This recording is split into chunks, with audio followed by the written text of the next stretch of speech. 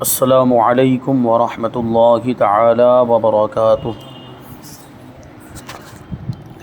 نحمده ونصلي ونسلم على رسوله الكريم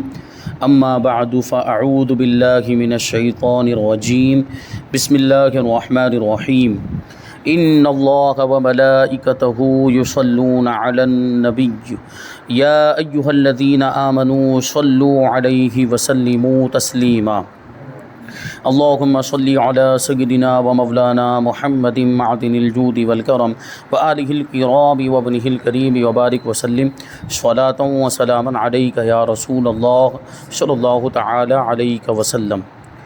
سبق نمبر 17، امامت کبریٰ کا بیان۔ اور کبریٰ کا مطلب ہوتا ہے بڑی، امامت کبریٰ کا مطلب بڑی امامت کا بیان، اور ایک ہے امامت صغریٰ، بھی اس کو آگے بتائیں گے، یعنی چھوٹی امامت۔ تو دونوں میں کیا فرق ہے اس کو آگے سوال جواب کی روشنی میں آپ لوگ سماعت کریں گے۔ تو پہلا سوال یہ ہے کہ امامت کی کتنی قسمیں ہیں؟ جواب، امامت کی 2 قسمیں ہیں۔ امامت صغریٰ یعنی چھوٹی امامت، اس سے مراد امامت نماز ہے، یعنی نماز کی امامت کرنا، نماز پڑھانا۔ جیسے ہم جو شخص نماز پڑھا رہے ہوتے ہیں ان کے پیچھے نماز پڑھتے ہیں تو ان کو ہم کیا کہتے ہیں؟ امام کہتے ہیں۔ اور یہ جو اس طریقے کے ساتھ نماز پڑھی جاتی کہ ایک امام ہے باقی لوگ ان کے پیچھے پڑھ رہے ہیں، یعنی مقتدی، تو اس طریقے سے نماز پڑھنے کو جو امام صاحب پڑھا رہے ہیں اس کو کہتے ہیں امامت، یعنی وہ ہماری امامت کر رہے ہوتے ہیں، یعنی ہمیں نماز پڑھا رہے ہوتے ہیں۔ تو یہ امامت صغریٰ ہے، یعنی اس میں ہم نے نماز میں ان کو اپنا مقتدا بنا لیا، اپنا پیشوا بنا لیا، یعنی نماز میں ہم ان کی اقتدا کرتے ہیں، امام صاحب کی اقتدا کرتے ہیں۔ امام صاحب جیسے رکوع میں گئے تو ہم بھی رکوع میں جاتے ہیں، امام صاحب سجدے میں گئے تو ہم بھی سجدے میں جاتے ہیں، امام صاحب قعدے میں تو ہم بھی قعدے میں، تو ہم ان کی اقتدا کر رہے ہیں، ہم ان کی پیروی کر رہے ہیں، لیکن یہ صرف نماز میں ہوتا ہے۔ تو اس امامت کو امامت صغریٰ یعنی نماز کی امامت کہا جاتا ہے۔ لیکن جو دوسری قسم ہے جو یہاں پر بیان کرنا چاہ رہے ہیں وہ ہے امامت کبریٰ، یعنی بڑی امامت۔ اس سے مراد کیا ہے؟ فرماتے ہیں کہ اس سے مراد حضور پاک صلی اللہ علیہ وسلم کی نیابت مطلقہ ہے، یعنی حضور کا نائب ہونا، حضور کا خلیفہ ہونا، اس کو امامت کبریٰ کہتے ہیں۔ یہ نیابت مطلقہ ہے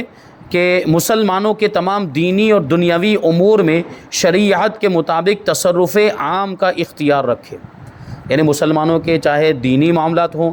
یا دنیاوی معاملات ہو، اس میں جو نائب ہے حضور پاک صلی اللہ علیہ وسلم کا یا حضور کا جو خلیفہ ہے وہ پورے طور پر اس کو اختیار حاصل ہو، تصرف کرے، جو چاہے وہ حکم نافذ کرے، یعنی شریعت کے مطابق۔ ظاہر سی بات ہے حضور پاک صلی اللہ علیہ وسلم کا خلیفہ ہے تو حضور نے جو حکم دیا، حضور نے جو ارشاد فرمایا، قرآن کا جو حکم ہے، قرآن میں جو اللہ تبارک و تعالیٰ نے فرمایا اس کے مطابق وہ فیصلہ کرے گا، تو یہ ہوتا ہے خلیفہ۔ جیسے خلفائے راشدین کی خلافت، اور یہاں اسی امامت کبریٰ کا بیان ہے، یعنی اسی کو یہاں پر بیان کریں گے، حضور پاک صلی اللہ علیہ وسلم کی نیابت اور حضور پاک صلی اللہ علیہ وسلم کی خلافت۔ تو خلفائے راشدین یعنی جیسے حضرت ابوبکر صدیق، حضرت فاروق اعظم، حضرت عثمان غنی اور حضرت مولا کائنات علی مرتضیٰ رضی اللہ تعالی عنہم، تو انہوں نے جو خلافت کی اور مسلمانوں کے دینی اور دنیاوی معاملات کے اندر جو آپ نے فیصلے کیے یا جو تصرف کیا، اسی کو خلافت، اور اس خلافت کو خلافت راشدہ اور حضور کی نیابت مطلقہ بھی کہا جاتا ہے۔ تو اب ایک جو امام بنے یا جو حضور کا خلیفہ بنے تو اس میں کیا کیا چیزیں ہونی چاہیے؟ تو سوال یہ ہے کہ ایک امام میں کن کن شرائط کا پایا جانا ضروری ہے، یعنی وہی جو امامت کبریٰ کے اعتبار سے جو امام بنے گا، یعنی جو حضور کا نائب بنے گا، جو حضور کا خلیفہ بنے گا، اس کے اندر کون سی شرطیں ہونی چاہیے؟ جواب، امام کے لیے ضروری ہے کہ وہ ظاہر ہو، چھپا ہوا نہ ہو، کہیں جنگل میں یا غائب پوشیدہ نہ ہو، نگاہوں سے اوجھل نہ ہو، ظاہر ہو، لوگوں کے سامنے ہو، اور امام قریشی ہو۔ قریشی ہو مطلب کیا ہے؟ قبیلہ قریش سے اس کا تعلق ہو، یعنی وہ قبیلہ جو حضور پاک صلی اللہ علیہ وسلم کا قبیلہ ہے، جس کو قبیلہ قریش کہا جاتا ہے، اسی قبیلے سے اس کا تعلق ہونا ضروری ہے۔ کسی دوسرے قبیلے کا آدمی امام نہیں بن سکتا، مسلمانوں کا خلیفہ نہیں بن سکتا۔ مسلمان ہو، مرد ہو، آزاد ہو، عاقل ہو، یعنی اس کی عقل سلامت ہو۔ آزاد ہو مطلب یہ کہ غلام نہ ہو، تو عقل سلامت ہو کا مطلب ہے کہ اگر مجنون ہے، پاگل ہے تو وہ خلیفہ نہیں بن سکتا۔ ظاہر سی بات ہے کہ مجنون و پاگل کیا خلافت کی ذمہ داری نبھا پائے گا۔ اور بالغ ہو یعنی نابالغ نہ ہو، نابالغ خلیفہ نہیں بن سکتا، اور اپنی رائے، تدبیر اور شوکت و قوت سے مسلمانوں کے امور میں تصرف یعنی تبدیلی کر سکتا ہو، یعنی اس کے پاس ایسا روب و دبدبہ بھی ہونا چاہیے، ایسا پاور بھی ہونا چاہیے، اور ایسی شان و شوکت، اور اس کے پاس ایسی تدبیر بھی ہونی چاہیے، عقل بھی اللہ تبارک و تعالیٰ نے ایسی دی ہو، سوجھ بوجھ، کہ اس کے ذریعے سے مسلمانوں کے امور کو وہ انجام دے سکے، یعنی صاحب سیاست ہو۔ صاحب سیاست ہو کا مطلب سمجھداری رکھتا ہو، مسلمانوں کے معاملات کو ہینڈل کرنے اور مسلمانوں کے معاملات کو حل کرنے کی سمجھداری رکھتا ہو، اپنے علم، عدل اور شجاعت و بہادری سے احکام نافذ کرے، یعنی اس کے پاس علم بھی ایسا ہونا چاہیے، اور ظاہر سی بات عدل و انصاف کرنے والا ہونا چاہیے، شجاعت و بہادری بھی اس کے پاس ہونی چاہیے، کیونکہ بزدل ہوگا تو پھر ظاہر سی بات ہے کوئی اگر زبردست کوئی ظالم شخص آ گیا اور اس کے مقابلے کی اگر بات آ گئی اور بزدل ہوا تو پھر وہ فیصلہ نہیں کر پائے گا اور مسلمانوں کے معاملات کو حل نہیں کر پائے گا۔ اور ہمارے خلفائے راشدین جتنے بھی الحمدللہ وہ شجاعت و بہادری کے پیکر تھے، اور انہوں نے اپنے عدل و انصاف سے، اپنے علم سے اور شجاعت و بہادری کے ساتھ مسلمانوں کے معاملات کو طے کیا اور ان کے مسائل کو حل بھی کیا، اور دارالاسلام کی سرحدوں کی حفاظت اور ظالم و مظلوم کے انصاف پر وہ قادر بھی ہو۔ دارالاسلام یعنی جہاں اسلامی حکومت ہے، جو اسلامی ملک ہے، تو اس کی سرحدوں کی حفاظت بھی کر سکتا ہو، اتنی طاقت و قوت رکھتا ہو، اور ظالم و مظلوم کے درمیان انصاف کا بھی معاملہ وہ طے کر سکتا ہو۔ تو امام، اب آگے سوال ہے کہ امام کے لیے ظاہر ہونا کیوں ضروری ہے؟ جواب، اس لیے کہ اگر امام لوگوں سے پوشیدہ ہوگا تو وہ کام انجام نہ دے سکے گا جن کے لیے امام کی ضرورت ہے۔ ابھی پوشیدہ ہے، غائب ہے، نگاہوں سے اوجھل ہے، یا جنگلوں میں کہیں چلا گیا ہے اور اس کو امام بنا دیا گیا، اس کو خلیفہ بنا دیا گیا، تو ظاہر سی بات ہے خلیفہ کی ضرورت تو مسلمانوں کے درمیان ہوتی ہے، مسلمانوں کے معاملات جو بھی ہو رہے ہیں تو ان کو حل کون کرے گا؟ وہ نگاہوں سے پوشیدہ رہے گا تو کیسے مسلمانوں کے معاملات اور ان کے مسائل حل ہو پائیں گے؟ اس لیے مسلمانوں کے کاموں کو انجام دینے کے لیے اس کا لوگوں کے سامنے ہونا ضروری ہے۔ سوال، کیا قریش کے علاوہ کسی قبیلے سے امام ہو سکتا ہے؟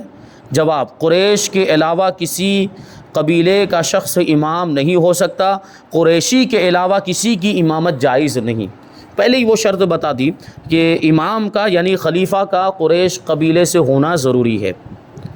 سوال یہ کہ ایک امام کے ذمے کیا کیا چیزیں لازم ہیں؟ ایک امام بنا دیا گیا، کسی شخص کو خلیفۃ المسلمین بنا دیا گیا، امیر المؤمنین بنا دیا گیا، تو اب اس کی کیا کیا ذمہ داریاں ہیں؟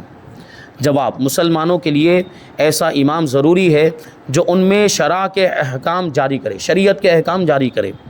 حدیں قائم کرے، یعنی سزائیں جو شریعت کے اندر مقرر کی گئی، جیسے اگر رعایا کے اندر کسی نے زنا کر لیا تو اسلام کے اندر جو زنا کی سزا ہے کہ اگر شادی شدہ زنا کرے تو اس کو سنگسار کر دیا جائے، یعنی اتنے پتھر برسائے جائیں کہ اسی میں مر جائے،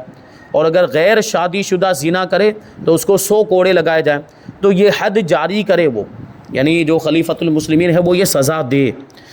لشکر ترتیب دے۔ یہ ظاہر سی بات ہے کہ جب دشمنوں کا مقابلہ ہوگا تو لشکر کی ضرورت پیش آئے گی، تو جو خلیفۃ المسلمین ہے اس کے لیے لازم اور ضروری ہے، اس کی ذمہ داری بنتی ہے کہ وہ ایک لشکر تیار کر کے رکھے پہلے سے، کہ جب دشمنوں کا مقابلہ ہو تو وہ لشکر کو بھیج کر ان کا سامنا کیا جا سکے۔ صدقات وصول کرے، یعنی یہ جو بیت المال ہوتے تھے اسلامی حکومت میں، تو بیت المال میں مسلمانوں کے جو زکوٰۃ اور صدقات وغیرہ جو ہوتے تھے ان کو وصول کرنے پر لوگ مقرر ہوتے تھے، ان لوگوں کو بھیجا جاتا تھا، پھر وہ صدقات وغیرہ وصول کر کے لاتے تھے اور ان کو بیت المال میں جمع کیا جاتا تھا، اور اس کے بعد مسلمانوں کی ضرورتوں میں ان صدقات کو اور بیت المال میں جو کچھ بھی جمع ہوا تھا، مال غنیمت بھی جمع ہوتا تھا، اور بعض اوقات کو دوسرے اموال بھی، جیسے کہ مان لیجئے کہ کوئی شخص مر گیا اور اس کا کوئی بھی وارث نہیں، اور اس کے دوسرے رشتہ داروں میں جن کو ذوی الارحام کہا جاتا ہے وہ بھی کوئی نہیں ہے، اور مولا الموالات کوئی بھی کسی بھی طرح کا تعلق رکھنے والا یا کسی بھی طرح کی رشتہ داری والا کوئی نہیں ہے، تو پھر اس کا جو مال اگر ایسا شخص کوئی مر جاتا ہے تو وہ بیت المال میں چلا جاتا ہے۔ وہ اس زمانے میں بیت المال ہوتے تھے، تو یہ سب مال بیت المال میں جمع ہوتا تھا، صدقات بھی جمع کیے جاتے تھے، زکوٰۃ بھی لوگوں کی وصول کر کے وہاں پہ جمع کرتے تھے، پھر بیت المال میں سے جہاں جیسی ضرورت ہوتی تھی وہ مال خرچ کیا جاتا تھا، جیسے کوئی غریب آ گیا تو اس کو دے دیا، کوئی حاجت مند آ گیا، کوئی بھوکا آیا تو اس میں سے اس کو کھلا دیا گیا، کوئی ایسا شخص آ گیا جس کے پاس کپڑے نہیں ہیں پہننے کے لیے تو اس کو کپڑے دلا دیے گئے، کوئی یتیم آ گیا تو اس کی مدد کر دی گئی، جیسی ضرورت ہوئی، دینی کاموں کے لیے ضرورت پیش آ گئی یا جہاد کے لیے ضرورت پیش آ گئی، مان لو کہ ایک جنگ کا موقع ہے اور ہتھیار نہیں ہے تو ہتھیار کا انتظام کیا گیا، جانور نہیں ہے تو جانور کا انتظام کیا گیا، یہ پرانے زمانے میں بیت المال سے ہوتا تھا۔ تو اس کے پاس اتنا اختیار اور پاور ہونا چاہیے کہ وہ صدقات وصول کر سکے۔ کون؟ امام خلیفۃ المسلمین۔ چوروں، لٹیروں، حملہ آوروں کو مغلوب کرے، یعنی اس کے پاس ایسا اقتدار ہونا چاہیے کہ وہ چوروں سے بیت المال کے مال کی حفاظت کر سکے، لٹیروں سے اس کی حفاظت کر سکے، اور حملہ کرنے والوں کو بھی ان کے انجام تک پہنچا سکے۔ یعنی حملہ کر کے جو ہے کہ وہ بیت المال کو لوٹنا چاہتے ہوں یا مال غنیمت کو لوٹنا چاہتے ہوں تو ان کا مقابلہ کر کے ان کو ہرا سکتا ہو، اتنی طاقت اور قوت اس کے پاس ہونی چاہیے۔ جمعہ اور عیدین قائم کرے، یہ جو کام ہے جمعہ کی نماز قائم کرنا اور عیدین کی نماز قائم کرنا، اس سے پہلے اس کا بیان آ چکا ہے کہ یہ جمعہ اور عید کی نماز یہ عام نمازوں کی طرح نہیں ہوتی۔ اس میں سب سے پہلی شرط یہ ہے کہ بادشاہ اسلام ہو، خلیفۃ المسلمین ہو یا امام ہو، جو امام مطلب وہی امامت کبریٰ والا امام، خلیفۃ المسلمین جو ہو وہی جمعہ قائم کر سکتا ہے اور وہی عیدین بھی قائم کر سکتا ہے۔ بہرحال اب ہمارے زمانے میں تو وہ کوئی بادشاہ رہا نہیں، کوئی خلیفہ نہیں ہے، کوئی امیر المؤمنین نہیں ہے، تو اس زمانے میں جو قاضی شرع ہوگا اس کو یہ اختیار ہوگا،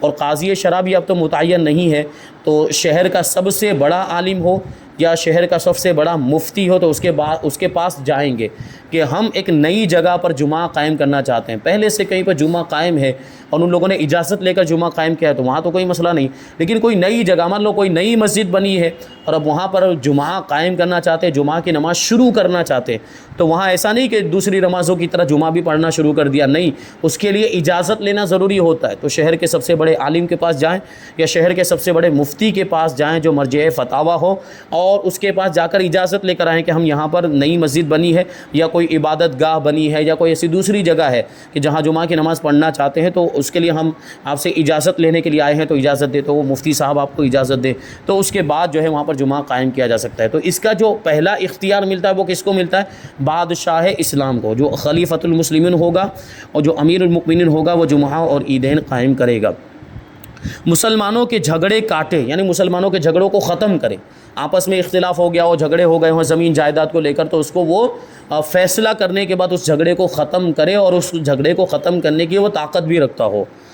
حقوق پر جو گواہان قائم ہو وہ قبول کرے۔ کبھی ایسا بھی ہوتا ہے کہ ابھی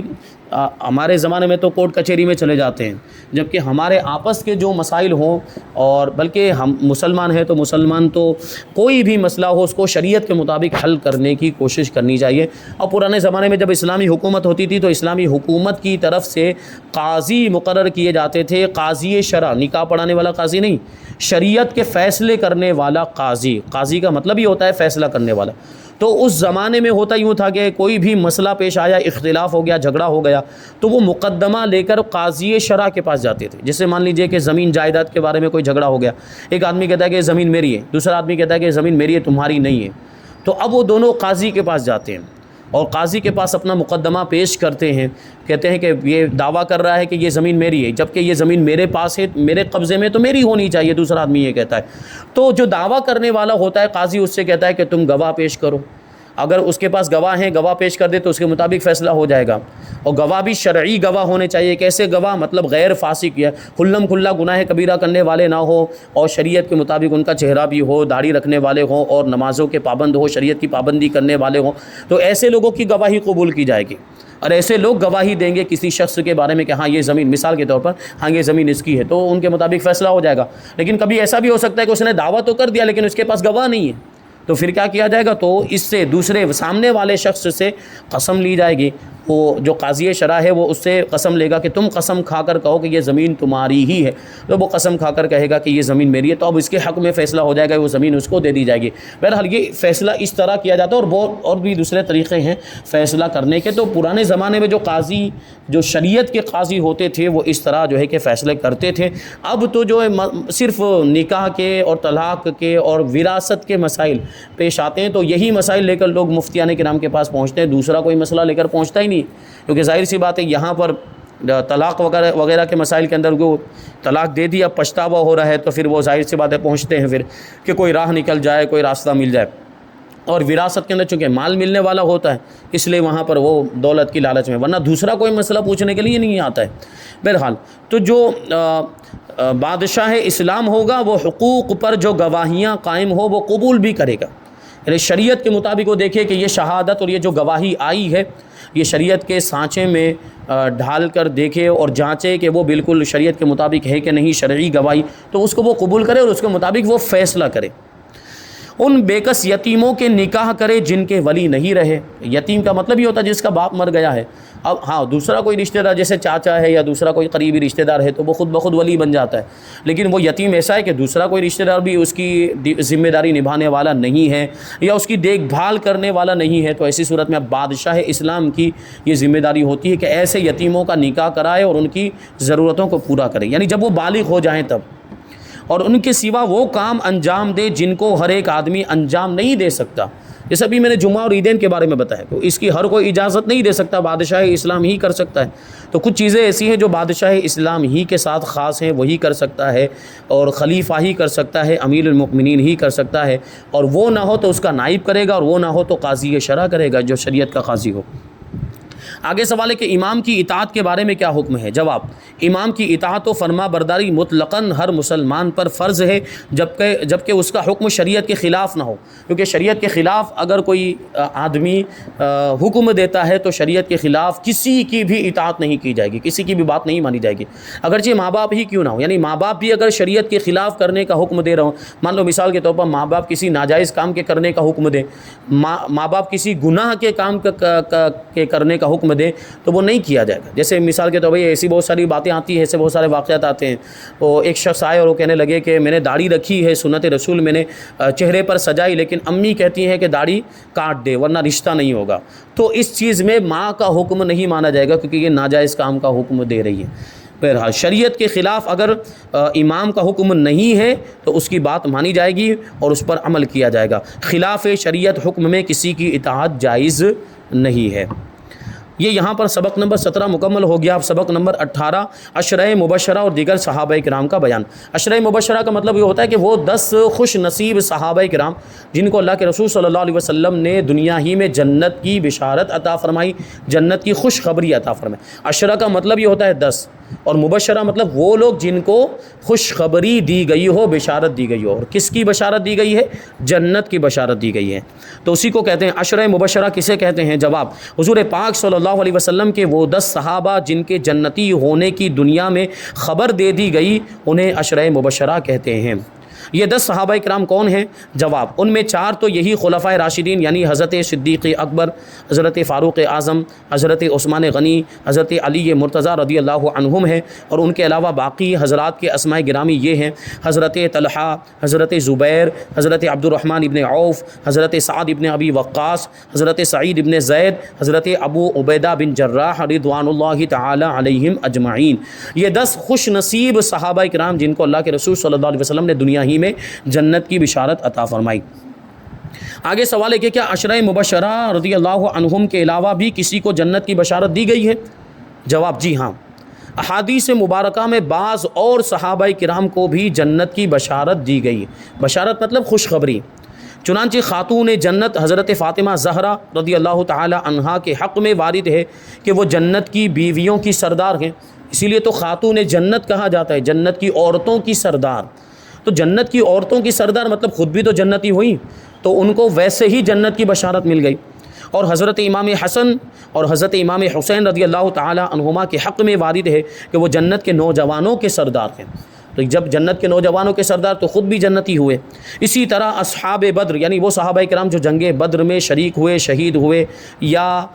بچ بھی گئے، تو جو بھی شریک ہونے والے تھے وہ سارے صحابہ کرام اصحاب بدر کہلاتے ہیں۔ اور اصحاب بیعت رضوان یعنی صلح حدیبیہ کے موقع پر حدیبیہ کے میدان میں جو درخت کے نیچے صحابہ کرام نے حضور پاک صلی اللہ علیہ وسلم کے دست مبارک پر بیعت کی تھی، ان کو اصحاب بیعت رضوان کہا جاتا ہے، تو ان کے حق میں بھی جنت کی بشارتیں ہیں۔ اور عمومی طور پر تمام صحابہ کرام سے ہی جنت کا وعدہ کیا گیا ہے۔ اللہ تعالیٰ نے قرآن مجید کے اندر ارشاد فرمایا کُلًّا وعد اللہ الحسنى، سب سے اللہ تبارک و تعالیٰ نے بھلائی کا وعدہ فرمایا، اور بھلائی سے مراد کیا ہے یہاں پر؟ جنت، یعنی تمام صحابہ کرام سے اللہ تعالیٰ نے جنت کا وعدہ فرمایا ہے، تمام صحابہ کرام جنتی ہیں۔ سوال: اصحاب بدر رضی اللہ عنہم سے کون مراد ہیں؟ جواب: وہ صحابہ کرام رضی اللہ عنہم جو 2 ہجری میں بدر کے مقام پر کفار مکہ کے خلاف اسلام کی سب سے پہلی لڑائی میں شریک ہوئے، وہ اصحاب بدر کہلاتے ہیں۔ بدر والے صحابہ کرام ان کی تعداد 313 ہے، 313 صحابہ کرام 1000 کے مقابلے میں 1000 کفار کے مقابلے میں میدان جنگ میں اترے تھے، اور جس میدان میں جمع ہوئے تھے اس کو میدان بدر کہا جاتا ہے، اور آج بھی وہ میدان موجود ہے۔ جو مکہ مکرمہ یا مدینہ منورہ جاتے ہیں تو وہاں پر اس میدان کی زیارت کرنے کے لیے، مقامات مقدسہ کی زیارت کرنے کے لیے جب نکلتے ہیں تو مقام بدر میں بھی پہنچتے ہیں، میدان بدر میں بھی پہنچتے ہیں۔ وہاں پہ ایک مسجد بھی بنی ہوئی ہے جس کو مسجد جامع عریش کہا جاتا ہے، کیونکہ جب جنگ بدر ہوئی تھی اور مسلمان وہاں پر پہنچے تھے تو حضور پاک صلی اللہ علیہ وسلم کے لیے خیمہ لگایا گیا تھا، اور اسی خیمے میں حضور پاک صلی اللہ علیہ وسلم تشریف فرما ہوئے تھے جنگ کے موقع پر، جنگ بدر کے موقع پر۔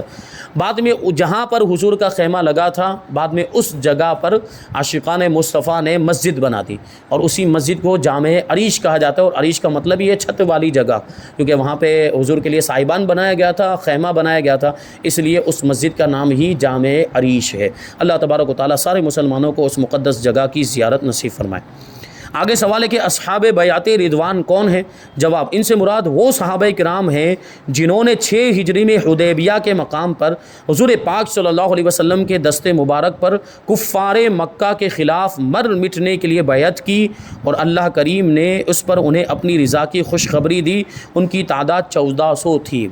1400 کی تعداد میں وہ صحابہ کرام تھے، اور انہوں نے حضور پاک صلی اللہ علیہ وسلم کے دست مبارک پر یہ بیعت کی کہ ہم جب تک ہمارے جسم کے اندر خون کا آخری قطرہ باقی رہے گا ہم کفار سے مقابلہ کرتے رہیں گے۔ تو اس پر اللہ تبارک و تعالیٰ نے اپنی رضا اور خوشنودی کا مژدہ سنایا تھا۔ لقد رضی اللہ عن المؤمنین اذ یبایعونک تحت الشجرۃ، یہ آیت کریمہ کہ اللہ تبارک و تعالیٰ راضی ہو گیا ایمان والوں سے جب کہ وہ آپ سے بیعت کر رہے تھے درخت کے نیچے، وہی میدان حدیبیہ کے اندر۔ تو جن سے اللہ راضی ہو گیا تو ظاہر سی بات پھر وہ جنتی، تو یہ بیعت رضوان والے جو صحابہ کرام یہ سب بھی جنتی ہیں۔ آگے سوال ہے کہ صحابہ کرام علیہم الرضوان کے بارے میں ایک مسلمان کو کیسا عقیدہ رکھنا چاہیے؟ جواب، حضور نبی کریم صلی اللہ علیہ وسلم کے تمام صحابہ متقی اور پرہیزگار ہیں، ان کا ذکر ادب، محبت اور توقیر اور تعظیم کے ساتھ لینا لازم ہے، ان کا ذکر کرنا ادب کے ساتھ، محبت کے ساتھ اور تعظیم کے ساتھ لازم ہے، اور ان کا نام بھی ادب کے ساتھ لیا جائے گا۔ تمام صحابہ کرام رضی اللہ عنہم جنتی ہیں، روز محشر فرشتے ان کا استقبال کریں گے۔ سوال، کسی صحابی رضی اللہ عنہم کے بارے میں زبان درازی کرنے یعنی گستاخی کرنے کے بارے میں کیا حکم ہے؟ جواب، کسی صحابی رضی اللہ عنہ سے بدعقیدگی یا کسی کی شان میں بدگوئی کرنا، گستاخی کرنا انتہائی درجے کی بدنصیبی اور گمراہی ہے، کیونکہ یہ صحابہ حضور کے جانثار،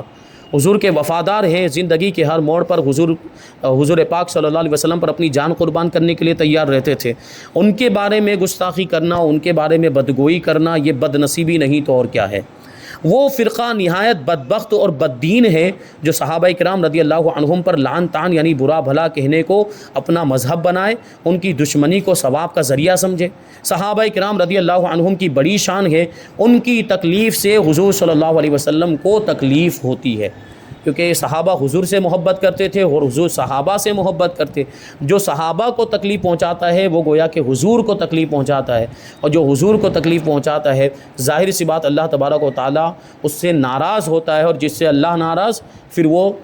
جہنم میں جائے گا، جہنم اس کا ٹھکانہ ہے۔ تو صحابہ کرام رضوان اللہ تعالیٰ علیہم اجمعین یہ اسلام کی مقدس ہستیاں ہیں، اور انہی کے ذریعے سے اسلام ہم تک پہنچا ہے، تو ان کی تعظیم کرنی ہم پر لازم ہے، اور ان کا نام ادب کے ساتھ لینا ہم پر لازم ہے۔ یہاں پر سبق نمبر 18 مکمل ہو گیا، اب سبق نمبر 19، اس میں مشاجرات صحابہ کا بیان۔ مشاجرات صحابہ یعنی صحابہ کرام کے درمیان میں حضور پاک صلی اللہ علیہ وسلم کی ظاہری زندگی کے بعد جو اختلافات ہوئے، جو کچھ جھگڑے وغیرہ ہوئے، تو ان کے بارے میں ہمیں کیا عقیدہ رکھنا چاہیے اور اہل سنت و جماعت کا کیا عقیدہ ہے، انشاءاللہ تبارک و تعالیٰ اس کو آئندہ درس میں ہم شامل کریں گے۔ اللہ تبارک و تعالیٰ کی بارگاہ میں دعا ہے کہ جو کچھ بھی بیان ہوا اس پر ہم سب کو عمل کرنے کی توفیق عطا فرمائے۔ وما علینا الا البلاغ۔ السلام علیکم۔